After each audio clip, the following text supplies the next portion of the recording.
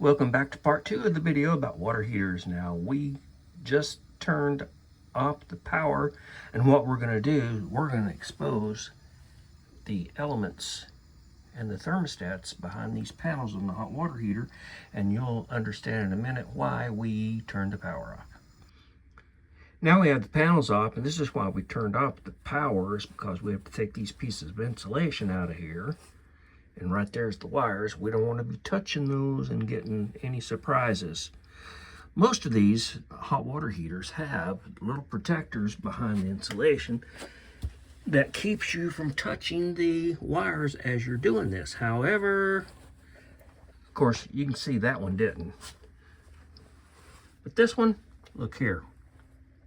We were protected by this little plastic cover.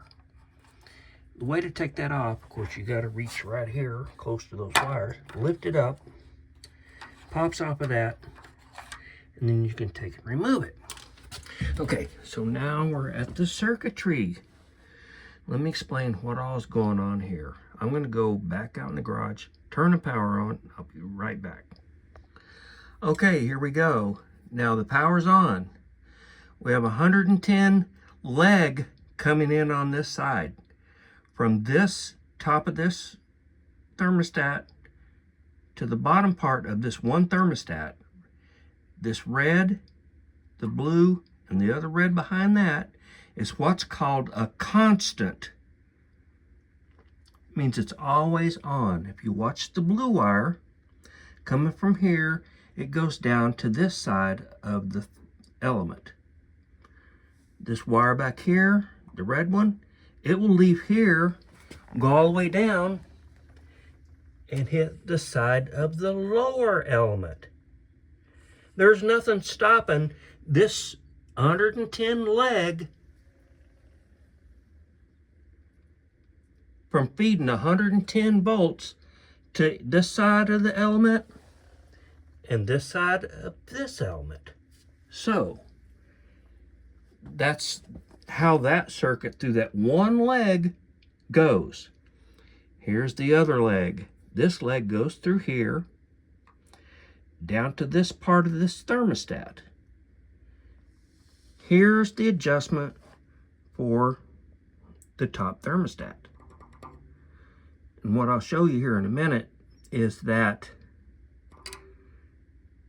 you can touch your light tester. Now everything here is done with a light tester. You do not need a meter. You don't need an ohms meter. You don't need a multimeter. The only thing that you need is a simple light tester. Watch why I show you this. Now I know that everyone has probably heard the term that it takes two to tango. So if you take this leg, which feeds this side and that side, we've talked about that. It's a constant, it's always there. And we meet it with this other leg, which is this one. When it goes through this thermostat, feeds this top element here, it creates 220 volts.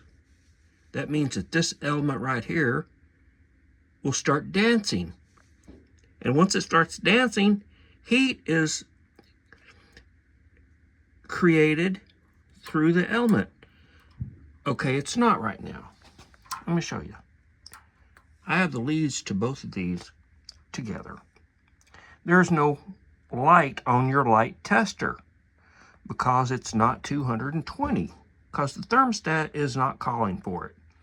But if it was calling for it and you weren't getting no heat, then you probably have a break in your circuit and they can't dance. So I want to show you real quick. What you can do is you can take one side of this, which is the unconstant side, okay, the yellow wire. What you want to do is ground that out to the nut, and a grounded 110 circuit shows up a light. That means the power coming from the blue wire is feeding through the element and back feeding to the yellow wire. There's always going to be 110 running through this circuit. It don't stop.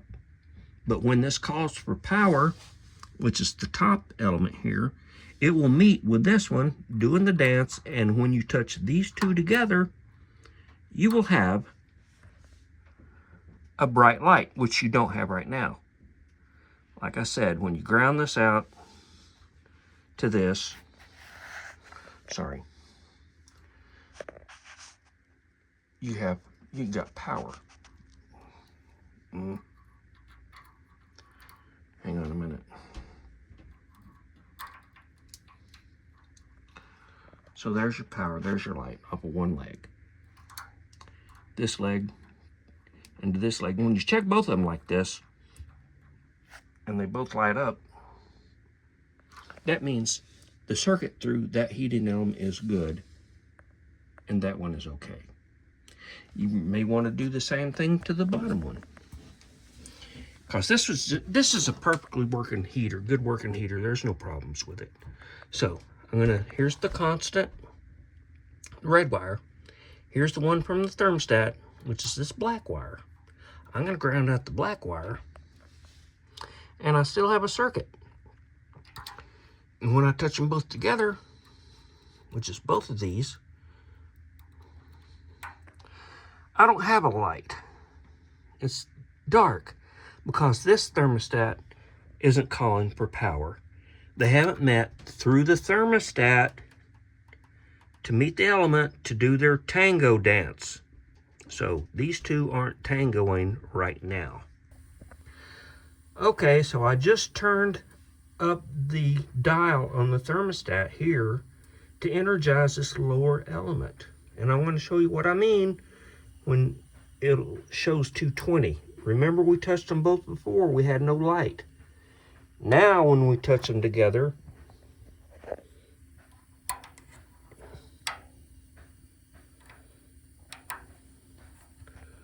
which is right here, sorry, this is difficult, we do have a light. So right now this element is heating. Shows the circuit's good, thermostat's good,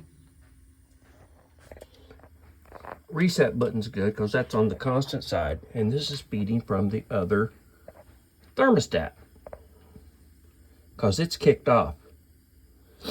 It switched the power from this yellow side up here and let it feed over to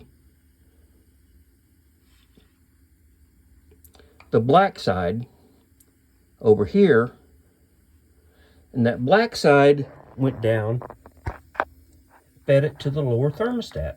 Lower thermostat said, yeah, let's have some power. So it took it through these two screws, the leg did. It met this other leg beside this red one here.